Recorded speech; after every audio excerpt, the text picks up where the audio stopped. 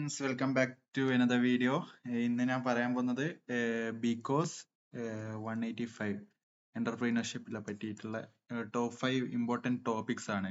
ഞാൻ ഇത് പ്രീവിയസ് വീഡിയോസിന് ഇത് ഡിഫറെന്റ് ആണ്. വൈ സോ എന്ന് ചോദിച്ചാൽ പണ്ടൊക്കെ ഞാൻ എന്താ ടോപ്പ് 5 ക്വസ്റ്റ്യൻസ് ഇടും, അതിന്ന് നിങ്ങൾക്ക് എന്ത് ചെയ്യാ, അത് എക്സാമിന് വരും എന്ന് പ്രതീക്ഷിക്കും. നിങ്ങൾ എക്സാമിന് പോവും, നിങ്ങൾ വരും, അതിൽ 2-3 ക്വസ്റ്റ്യൻസ് ഉണ്ടായേക്കാം. മോസ്റ്റ്ലി 8 ക്വസ്റ്റ്യൻസ് അല്ലേ എക്സാമിന് വരാം. അപ്പം അതിൽ 2-3 ക്വസ്റ്റ്യൻ ഉണ്ടായേക്കാം. അങ്ങനെ ഉണ്ടായിട്ടും ഉണ്ട്. ബട്ട് ഇവിടെ വരുന്ന പ്രശ്നം എന്ന് വെച്ചാല് എന്നോട് ഒരുപാട് പേർക്ക് ഹെൽപ്ഫുൾ ആവുന്നുണ്ട്. ബട്ട് സം കുട്ടികൾ വന്ന് പറഞ്ഞു ക്വസ്റ്റ്യന് ഡിഫറെന്റ് ആയി ചോദിക്കുമ്പം അതിലെ കണ്ടന്റ് എന്താന്ന് മനസ്സിലാവുന്നില്ല. ഇപ്പൊ ഞാൻ ക്വസ്റ്റ്യൻ ഒന്ന് ടോപ്പ് 5 ഇമ്പോർട്ടന്റ് ക്വസ്റ്റ്യൻ റിപ്പീറ്റഡ് എന്ന് പറഞ്ഞിട്ട് ഒരു ക്വസ്റ്റ്യൻ ഇടുന്നു. ബട്ട് എക്സാമിന് അതേപടി same letter to letter same ആയിട്ട് ചോദിക്കാൻ പോകുന്നില്ല. ഒരു 1-2 വ്യത്യാസം ഉണ്ടായേക്കാം. അപ്പൊ നിങ്ങൾക്ക് കണ്ടന്റ് എന്താന്ന് മനസ്സിലായേണ്ടിരുന്നേക്കാം. അപ്പൊ നിങ്ങൾക്ക് ടോപ്പിക് ഇൻ ഡെപ്ത് മനസ്സിലായി കഴിഞ്ഞാൽ മാത്രമേ എന്ത് ചെയ്യാ ക്വസ്റ്റ്യൻ വൈസ് ബൈ ഹാർട്ട് പഠിച്ചു കഴിഞ്ഞാൽ ഉപകാരം ഉണ്ടാവുള്ളൂ. ഇത് ഞാനൊക്കെ എക്സാമിന് 1 month ബാക്ക് ആയോട് ആണ് ടോപ്പിക് വൈസ് ടോപ്പിക് ഇടുന്നത്. ഓർ എൽസ് ലാസ്റ്റ് ഡേ ഒക്കെ പഠിക്കുന്നവർക്ക് ആൾക്കാർക്ക് എന്തായാലും ടോപ്പ് 5 ക്വസ്റ്റ്യൻസ് പഠിക്കാനുള്ള ടൈമാണുള്ളൂ. ബട്ട് ഇത് എക്സാമിന് കുറെ ദിവസം മുമ്പായോട് മാത്രമാണ് ഞാൻ ടോപ്പിക് വൈസ് ടോപ്പിക് എങ്ങനെയാണ് പഠിക്കേണ്ടതുണ്ട്. ഇപ്പൊ ഈ ടോപ്പിക് പഠിച്ചു കഴിഞ്ഞാൽ നിങ്ങൾക്ക് എന്ത് ചെയ്യാം, കറക്റ്റ് മനസ്സിലാവും. ലൈക്ക് ഇപ്പോ ഞാൻ പറയുന്ന ടോപ്പ് 5 ടോപ്പിക്സ് ആണ്. ഇത് ഇപ്പോ പ്രീവിയസ് ഇയേഴ്സിൽ ഇതേ ഒരു ക്വസ്റ്റ്യൻ വന്നു, എന്താ വാട്ട് ഈസ് ബിസിനസ് പ്ലാൻ. ഇനി പിന്നെ വരാൻ എന്താ ഈ ഒബ്ജക്റ്റീവ് ഓഫ് ബിസിനസ് പ്ലാൻ ആയിരിക്കും.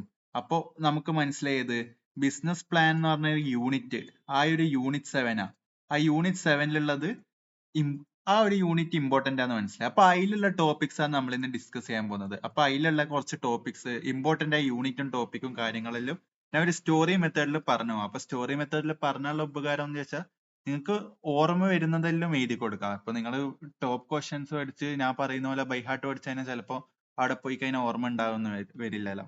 അപ്പോൾ നമുക്ക് എന്ത് ചെയ്യാം, ടോപ്പിക് വൈസ് പഠിക്കാം. അപ്പോ ഫസ്റ്റ് നമുക്ക് എന്ത് ചെയ്യാം, ഒരു ടോപ്പിക് ഏത്, business plan and D P R. ഇത് മോസ്റ്റ് ഇമ്പോർട്ടന്റ് ടോപ്പിക് ആയിട്ട് ഞാൻ പറയാം. ഞാൻ മോസ്റ്റ് ഇമ്പോർട്ടന്റ് ആയിട്ട് പറയും. ഇതില് ഈ ഈ ഒരു സ്റ്റോറി പറഞ്ഞിട്ട് ഈ ഒരു സ്റ്റോറിന്ന് ക്വസ്റ്റ്യൻ വരാണ്ട് നിൽക്കൂല നിങ്ങൾക്ക്. മോസ്റ്റ് ആയിട്ടും ഇത്രയും കാലം വന്നിട്ടുണ്ട് കേട്ടോ. എനിക്കൊന്ന് 6 പേപ്പേഴ്സ് നോക്കുമ്പോൾ 6 പേപ്പറിൽ ഈ ഒരു യൂണിറ്റിൽ നിന്ന് ഒരു ക്വസ്റ്റ്യൻ വന്നിട്ടുണ്ട്. അപ്പൊ ഇതിനെ പറ്റി നമുക്ക് ഇന്ന് ഡിസ്കസ് ചെയ്യാം. അപ്പം ഞാൻ ഒരു കഥ പറയാം. അർജുൻ എന്ന് പറഞ്ഞ ഒരാളുണ്ട്, ഇല്ലെങ്കിൽ വേണ്ട, ഓക്കെ, ലെറ്റ്സ് ടേക്ക് അർജുൻ എന്താ ഒരു കഫേ തുടങ്ങണം. അർജുൻ ACCA കാരനാണ്. Arjun always wanted to start a cafe. അപ്പൊ എന്താ, അവന് ഇങ്ങനെ ക്രൗഡിലിരിക്കുകയാണ്, ക്രൗഡിലിരുന്ന് ACCA പഠിക്കാൻ ഇരിക്കുകയാണ്. അപ്പം കഫേയില് ഭയങ്കര ഒച്ചപ്പാടവും ബഹളവും. അപ്പം അർജുന്റെ മനസ്സിലൊരു പ്ലാന് വരികയാണ്.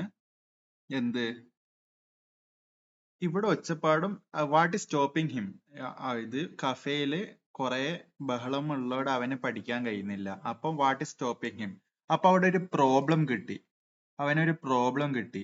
ഇനി ആ പ്രോബ്ലമിന് സൊല്യൂഷൻ കണ്ടുപിടിക്കണം. എപ്പോഴും എന്താ ആൾക്കാർ പറയല്ലേ, if you can fix A problem and you have A solution for it, you can start A business. ഒരു പ്രോബ്ലം അവിടെ ഉണ്ട്, നിന്റെ അടുത്ത് ആ സൊല്യൂഷൻ ഉണ്ട്, അങ്ങനെയാണെങ്കിൽ ബിസിനസ് തുടങ്ങാം. അവിടെ ഒരു പ്രോബ്ലം ഇല്ലാണ്ട് ബിസിനസ് തുടങ്ങിയ ആൾക്കാർ വരുമോ? ഇല്ലെങ്കിൽ നിങ്ങൾ എന്താ പ്രോബ്ലം ക്രിയേറ്റ് ചെയ്യുക. ഒരു പ്രോബ്ലം, അത് ആൾക്കാരുടെ മനസ്സിലത് പ്രോബ്ലം ആണ് എന്ന് പറഞ്ഞാൽ ക്രിയേറ്റ് ചെയ്തിട്ട് എന്ത് ചെയ്യുക, അതിനൊരു സൊല്യൂഷൻ ഇറക്കുകയാണ് ചെയ്യേണ്ടത്. അപ്പൊ അർജുൻ എന്ത് ചെയ്ത് അവന് കോഫി ഷോപ്പ് ഇടാൻ പ്ലാൻ ചെയ്ത്. അപ്പൊ അവന്റെ പ്ലാൻ എന്ന് വെച്ചാൽ കോഫി ഷോപ്പിൽ എന്താ ക്വൈറ്റ് ആയിട്ട് ഇരിക്കുന്ന എന്താ സ്റ്റഡി സ്പേസ് വേണം, പിന്നെ അഫോർഡബിൾ ആയിരിക്കണം. അവൻ പ്ലാൻ ചെയ്യുന്നതാണ് കേട്ടോ. അഫോർഡബിൾ, ഫാസ്റ്റ് വൈഫൈ, നല്ല വൈഫൈ വേണം, പിന്നെ ചാർജിങ് സ്റ്റേഷൻ. എന്തിനാണ് ചാർജിങ് സ്റ്റേഷൻ? ലാപ്ടോപ്പ് എടുത്ത് പോയി പഠിക്കാൻ പോയിട്ട് ചാർജിങ് പോർട്സ് ഇല്ലെങ്കിൽ എന്താ കാര്യം, വീട്ടിൽ പോകേണ്ടി വരും അല്ലേ. പിന്നെ മിനി ലൈബ്രറി, ബുക്ക് വായിക്കാൻ വരുന്ന ആൾക്കാർക്ക് വേണ്ടിയിട്ടുള്ള ഒരു സെറ്റപ്പ് ആണ്. കാരണം ഇല്ലെങ്കിൽ ഒച്ചപ്പാട് ഒബ്വിയസ്ലി അവിടെ ഉണ്ടാവും. അപ്പം എന്തായി, ഓൻ എന്ത് ചെയ്ത്, അർജുൻ റെന്റിന് അന്വേഷിക്കാനുള്ള ബിൽഡിങ്സിലെ റെന്റ് കാര്യങ്ങളിലെല്ലാം അന്വേഷിക്കാൻ പോയി. അപ്പൊ അവിടെ വരുന്ന പ്രശ്നം എന്താ, എത്ര പൈസയാണ് ബഡ്ജറ്റ്, എത്ര ബഡ്ജറ്റ്, ഒന്നും അർജുന്റെ കയ്യിൽ പ്ലാൻസ് ഇല്ല. ബട്ട് അവൻ ഡയറക്ട്ലി റെന്റ് എടുക്കാൻ പോവാണ് ബിൽഡിംഗ്. അവനക്കൊരു പ്ലാൻ ഉണ്ട്, അവൻ ഡയറക്ട്ലി റെന്റ് എടുക്കാൻ പോവാണ്. അപ്പം അവന്റെ അങ്കിൾ സ്റ്റോപ്പ് ചെയ്ത് ചോദിക്കും, എത്ര പൈസയാണ് വേണ്ടത്? അപ്പൊ അർജുൻ പറയും എന്താ, അറിയില്ല. കാരണം അവനിക്ക് എത്ര ഇതിനാവും അറിയില്ല. അവനക്കൊരു പ്ലാൻ ഉണ്ട്, അത്രേ ഉള്ളൂ. കയ്യിൽ പൈസ ഇല്ല, ജസ്റ്റ് ഒന്ന് അന്വേഷിക്കാന്നുള്ള രീതിയിൽ അറിയില്ല. അപ്പോ ആരാണ് ടാർഗറ്റ് കസ്റ്റമർ? ടാർഗറ്റ് കസ്റ്റമർ എന്ന് പറഞ്ഞാൽ അതും ഉറപ്പില്ലായിരുന്നു അർജുന്, ഉറപ്പില്ല. പിന്നെ വേറെ ഈ ഇവൻ മാത്രല്ല ഒരു കഫേ, ഒരുപാട് കഫേ ഉണ്ട്, അവരായിട്ട് എങ്ങനെ ഡിഫറൻഷിയേറ്റ് ചെയ്യും എന്ന് വെച്ച് അതും അവനക്കറിയില്ല. അപ്പം അപ്പൊ എന്താണ് ഇതില് മനസ്സിലാകുന്നത്, എല്ലാത്തിനും ഒരു പ്ലാൻ വേണം. അതാണ് ബിസിനസ് പ്ലാൻ. ഒന്നും അറിയാണ്ട് പോയി തുടങ്ങിയിട്ട് കാര്യമില്ല. ജസ്റ്റ് ഒരു ഐഡിയ മാത്രം പോരാ, ഒരു ബിസിനസ് പ്ലാൻ അവിടെ ക്രിയേറ്റ് ചെയ്യണം. അപ്പൊ എന്താ ബിസിനസ് പ്ലാൻ എന്താ നമുക്ക് പറഞ്ഞാൽ എന്താ, is A return document, is A return document. എന്തൊരു വെറുതെ റിട്ടേൺ ഡോക്യുമെന്റ് ആണ്, അല്ല. എന്താണ്, ഇറ്റ് എക്സ്പ്ലെയിൻസ് ബിസിനസ് ഐഡിയ. എന്താണ് എക്സ്പ്ലെയിൻ ചെയ്യും, ബിസിനസ് ഐഡിയ. പിന്നെന്താ, ഐഡിയ എന്തായാലും ഓൾറെഡി ഉണ്ടായതാണ്, അത് റിട്ടേൺ ചെയ്യും. ഒബ്ജക്റ്റീവ് ഓഫ് ദി ബിസിനസ്, എന്താണോ അവന്റെ മെയിൻ ഒബ്ജക്റ്റീവ്. പിന്നെ മാർക്കറ്റിംഗ് സ്ട്രാറ്റജി, പിന്നെന്താണ്, എങ്ങനെ ഓപ്പറേഷനും കാര്യങ്ങളെല്ലാം എങ്ങനെയാണ്, ഓപ്പറേഷൻസ്. പിന്നെന്താ, ഫിനാൻസ് പ്ലാനിങ്. പിന്നെന്താ, ഫ്യൂച്ചർ എങ്ങനെ ഗ്രോത്ത് ചെയ്യും, ഫ്യൂച്ചർ ഗ്രോത്ത്. പിന്നെ റിസ്ക്. ഇതെല്ലാം ആണ് ഒരു ബിസിനസ് പ്ലാൻ എന്ന് പറഞ്ഞാൽ. അപ്പൊ ബിസിനസ് പ്ലാനിൽ എന്താണ്, എ റിട്ടേൺ ഡോക്യുമെന്റ്.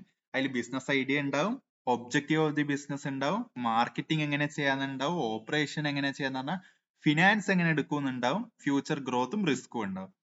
അപ്പം എന്താണ്, അപ്പൊ ഇതെല്ലാം നിങ്ങൾ എന്താ, ഇപ്പൊ നിങ്ങൾക്ക് എക്സാം ഹാളിൽ പോയാല് ബിസിനസ് ഐഡിയ ചിലപ്പോൾ ഓർമ്മ വരും, ഒബ്ജക്റ്റീവ് ഓർമ്മ വരും, ഓപ്പറേഷൻസ് ഓർമ്മ വരും, പക്ഷെ റിസ്ക്കും ഫ്യൂച്ചർ ഗ്രോത്തും ചിലപ്പോൾ മറന്നു നേരം.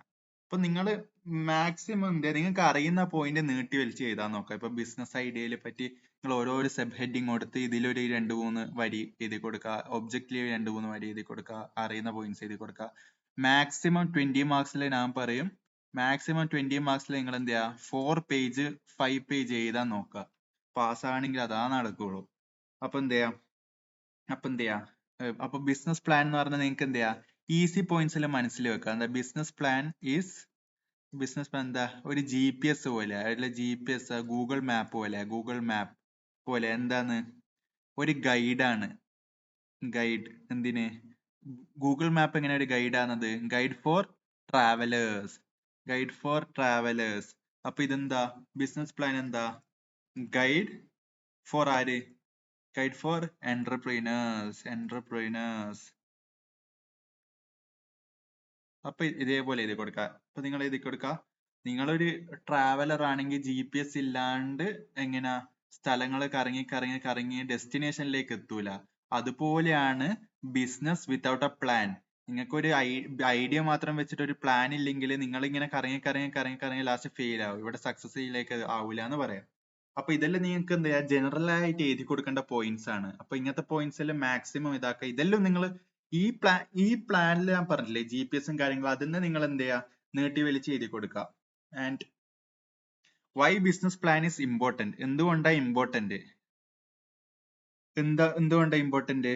വിത്തൗട്ട് പ്ലാനിങ് എന്താ പ്രശ്നം, വെറുതെ എത്ര പൈസ ആവുക, ഒരു മാർക്കറ്റ് സ്റ്റഡി ഇല്ല, അപ്പം മണി ഗെറ്റ്സ് വേസ്റ്റഡ്, വെറുതെ മണി കൊണ്ടുപോയി കളയല്ലേ. പിന്നെ റോങ് ഡിസിഷൻ എടുക്കുക. നിങ്ങൾ എന്ത് ചെയ്യാം, ഒരു മാർക്കറ്റ് സ്റ്റഡി നടത്തിയിട്ടില്ലെങ്കിൽ എന്ത് ചെയ്യാ, ചിലപ്പോ ഇവിടെ ഇതിനെക്കാട്ടി നല്ല ഏരിയയിൽ കുറവ് പൈസക്ക് സ്ഥലങ്ങളൊക്കെ ഉണ്ടാവും. അപ്പൊ റിസ്ക് ഇൻക്രീസ്. അതുകൊണ്ടാണ് പ്ലാന്.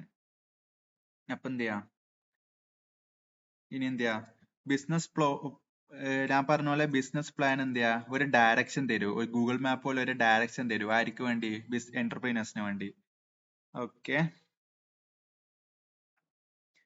ഇനി രണ്ടാമത്തെ ബിസിനസ് പ്ലാനിന്റെ ഒരു ഗുണം എന്ന് പറഞ്ഞാൽ എന്താ? Helps in obtaining finance. എങ്ങനെയാണ് ബിസിനസ് പ്ലാൻ ഒബ്റ്റെയിനിങ് ഫൈനാൻസിനെ ഹെൽപ്പ് ചെയ്യുന്നത് നിങ്ങൾ ആലോചിക്കും. പക്ഷെ എങ്ങനെയാന്ന് ചോദിച്ചാൽ എന്ത് ചെയ്യാ, ബാങ്ക് മാനേജറുടെ അടുത്ത് ലോണിന് പോയി. അപ്പൊ ബാങ്ക് മാനേജർ ചോദിക്കും, ഞാൻ നിന്നെ എങ്ങനെ ട്രസ്റ്റ്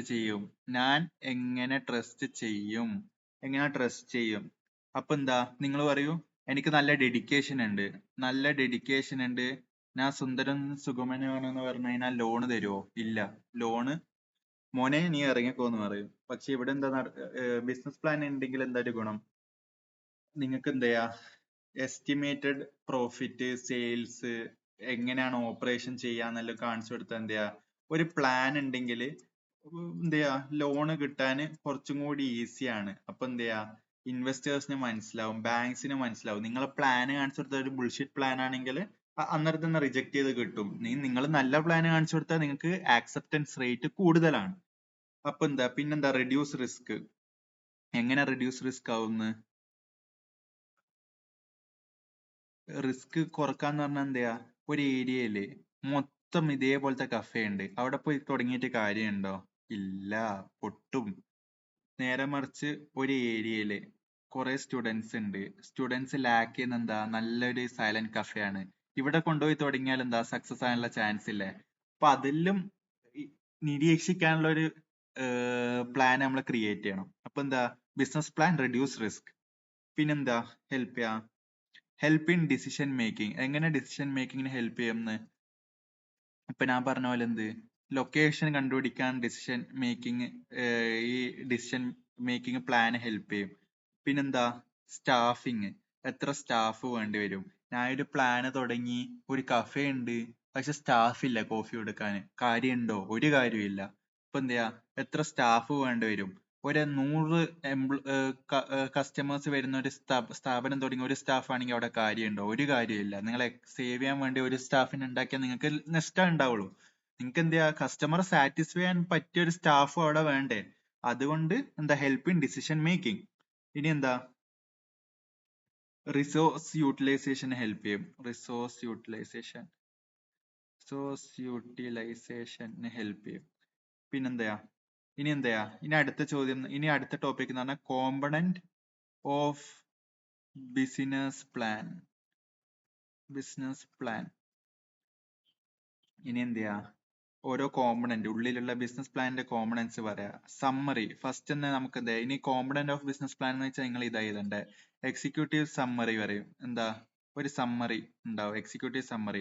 ബിസിനസിനെ പറ്റിയിട്ട് കഫേന്റെ കോൺസെപ്റ്റ്, ആരെല്ലാം ടാർഗറ്റ് കസ്റ്റമർ, ACC പഠിക്കാൻ വരുന്ന സ്റ്റുഡൻസ്, സൈലൻസ് വേണ്ട സ്റ്റുഡൻസ്, എത്ര ക്യാഷ് വേണ്ടി വരും, എത്ര ഗ്രോത്ത് ഉണ്ടാവും, അതിന്റെ എല്ലാം ഒരു സമ്മറി എന്താന്ന് നിങ്ങൾക്ക് അറിയാലോ. ഇത് എന്ന് പറഞ്ഞാല് ബേസിക്കലി ഒരു ഫിലിം ഇറങ്ങുന്നതിന് മുമ്പ് ഒരു ട്രെയിലർ ഇറങ്ങുമല്ലേ, അപ്പൊ ബിസിനസ് ലോഞ്ച് ചെയ്യുന്നതിന് മുമ്പ് ബിസിനസ് ട്രെയിലർ ആണ് എക്സിക്യൂട്ടീവ് സമ്മറി.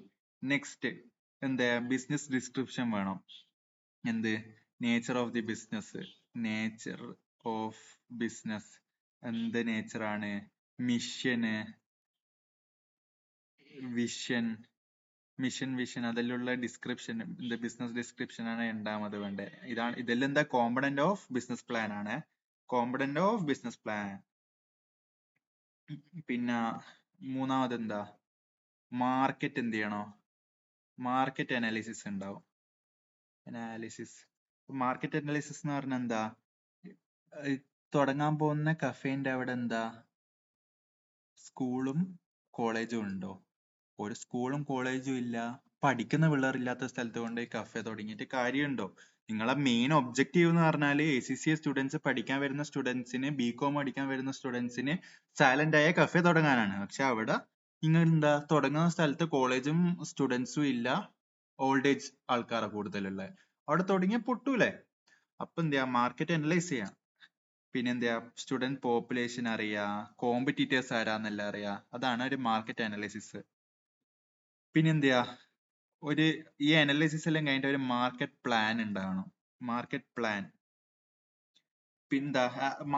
എന്ന് പറഞ്ഞാൽ ഇതെല്ലാം ഞാൻ തുടങ്ങി, ഈ കസ്റ്റമേഴ്സിന് ആ ഒരു കഫേ തുടങ്ങിന്ന് എങ്ങനെ അറിയും? കസ്റ്റമർ നമ്മളെ കഫേ ഇത് ഇങ്ങനെ അറിയും ഉള്ളത്. അപ്പൊ എന്ത് ചെയ്യാം, ഇൻസ്റ്റാഗ്രാമിലോട്ട് മാർക്കറ്റ് ചെയ്യാം, സ്റ്റുഡന്റ് ഡിസ്കൗണ്ട് ചെയ്ത് പബ്ലിഷ് ചെയ്യാം, റെഫറല് പറയാം, മറ്റെന്താ ലോയാലിറ്റി ബോണസ് കൊടുക്കാം, മീൻസ് റെഫർ ചെയ്യുന്ന ആൾക്കാർക്ക് കൂടുതൽ കാര്യങ്ങൾ കൊടുക്കാം. അതെല്ലാം ഒരു മാർക്കറ്റ് പ്ലാനിൽ വരും. പിന്നെന്തെയ്യാ, ഈ മാർക്കറ്റ് പ്ലാനിൽ വരുന്നതാണ് 4Ps ഓഫ് മാർക്കറ്റിംഗ്. 4Ps എന്ന് പറഞ്ഞാൽ എന്താ, പ്രൊഡക്റ്റ് എന്താ ഇവിടെ സ്റ്റഡി കഫേ സർവീസ് അല്ലേ വരാന്. പിന്നെ പ്രൈസ് എന്താ, ചെറിയ പ്രൈസ്, അഫോർഡബിൾ പ്രൈസിൽ. പ്ലേസ് എന്താ, എവിടെയാ പ്ലേസ് കൊടുക്കുന്നത്, നിയർ ബൈ കോളേജ്. പ്രൊമോഷൻ എന്താ, സ്റ്റുഡൻസ് കൂടുതൽ യൂസ് ചെയ്യുന്ന എന്താ, ന്യൂസ് പേപ്പർ ആണോ, അല്ല. ന്യൂസ് പേപ്പറിൽ പ്രൊമോട്ട് ചെയ്ത കാര്യമുണ്ടോ, ഒരു കാര്യമില്ല. ഇൻസ്റ്റാഗ്രാം സോഷ്യൽ മീഡിയയിൽ കൂടുതൽ എന്ത് ചെയ്യുക, പ്രൊമോഷൻ ചെയ്യുക. നിങ്ങൾക്ക് വേണ്ട പ്രൊഡക്റ്റ് രീതിയിൽ പ്രൊമോഷൻ ചെയ്ത പോലെ പ്രൊമോഷൻ ചെയ്യണം. ഇപ്പൊ നിങ്ങൾക്ക് വേണ്ടത് 15 വയസ്സുള്ള കുട്ടികൾക്കുള്ള സാധനമാണെങ്കിൽ നിങ്ങൾ പോയിട്ട് കൊച്ചു ടിവിയിൽ ഇറക്കാണ്ട് നിങ്ങൾ എന്ത് ചെയ്യാ, ന്യൂസിൽ ആൾക്കാർ കാണുന്ന ഇതിൽ സ്ഥലത്ത് പോയാൽ പ്രശ്നമാവും. ഓക്കെ. പിന്നെന്താ, ഇനി മാർക്കറ്റ് പ്ലാൻ, ഇനി ഓപ്പറേഷൻ പ്ലാൻ.